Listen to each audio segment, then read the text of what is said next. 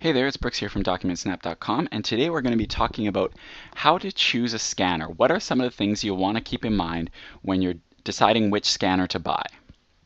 So I'm going to go through some of the criteria that I think are pretty important. So let's get started. First thing we want to look at is what is the platform that we're going to be using this thing on? So what do I mean by platform? Well, first of all, are we talking about using a Mac or Windows? Or do we want to be able to use it on both? The second thing is, do you travel with it? So are you going to be throwing it in your suitcase? Are you going to be putting it in a bag? How mobile do you need this thing to be? And then finally, what context are you going to be using it in?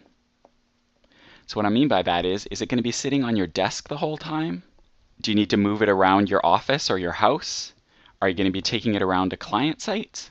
How are you actually going to be using this scanner? And that's what I mean by platform. So what's the second thing?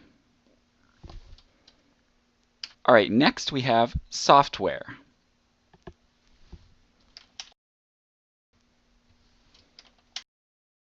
What I mean by software is what is the bundled software that comes with your scanner?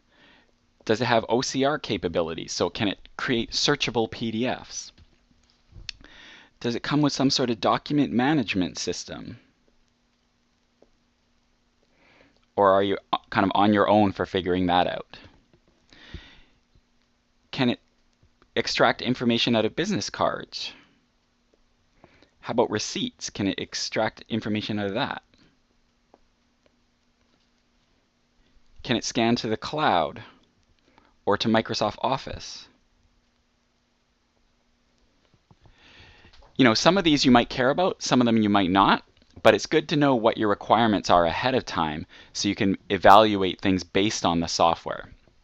Also, sometimes a scanner will come with a piece of software that might be extremely expensive to purchase on its own.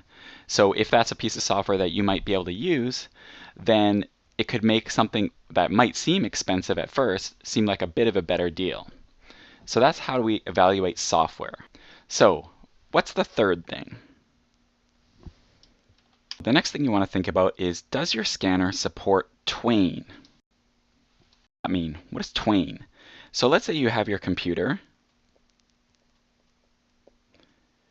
and you have your scanner. So normally, or historically, especially with flatbed scanners, there was a technology called Twain, which allows software on the computer or the operating system itself to talk to the scanner and get it to initiate a scan. So you might press a scan button in a piece of software, the computer would talk to the scanner and would import the page right into that software product. That's the way it's historically been done. A lot of document scanners now actually don't have Twain capabilities. So it works a bit differently.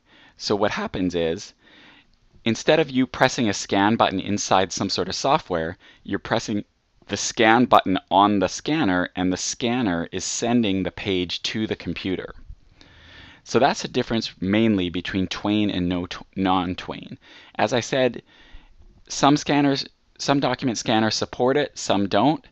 In a lot of cases you can, in my opinion anyway, you can get by without it, but if you're in a situation where you do need it, you'll want to know which scanner you're choosing, whether it supports it or not. So that's Twain.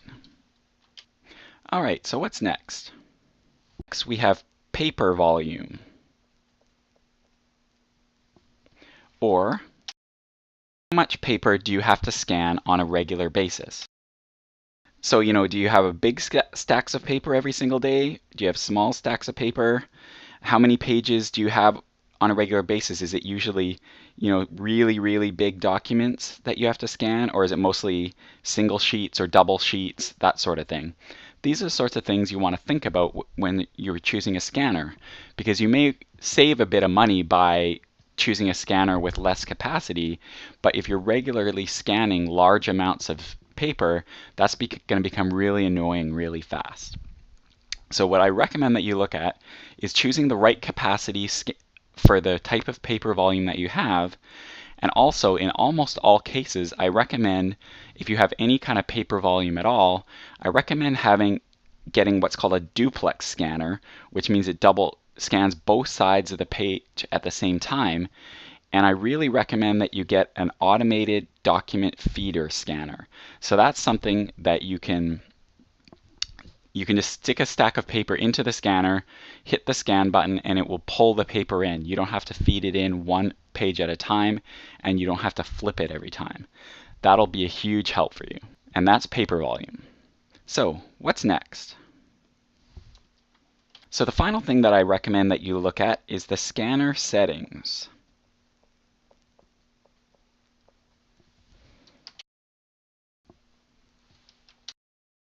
Scanner settings.